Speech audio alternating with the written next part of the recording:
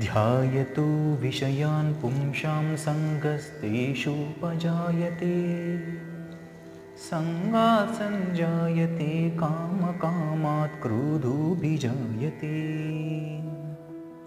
మనము ఏదైనా ఒక విషయం పట్ల మన ధ్యానాన్ని నిలిపినప్పుడు ధ్యాయతో విషయాన్ని పుంసాం, మన ఇంద్రియ తృప్తిని కలిగించేటువంటి వస్తువుల మీద మన ధ్యానాన్ని నిలిపినప్పుడు మనకు దాని పట్ల ఆకర్షణ, సాంగత్యం, అటాచ్మెంట్ ఏర్పడతాయండి.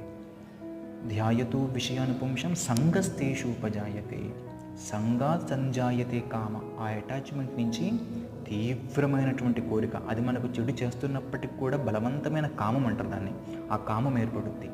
కామాత్ క్రోధోభిజాయతే. కానీ అవి మనకు దక్కకపోతే, ఎవరన్నా మన అటాచ్మెంట్ని బ్రేక్ చేస్తే దాని నుంచి ఉద్భవించేది క్రోధం. ఎందుకంటే మన కోపం వచ్చేది. హరే కృష్ణ.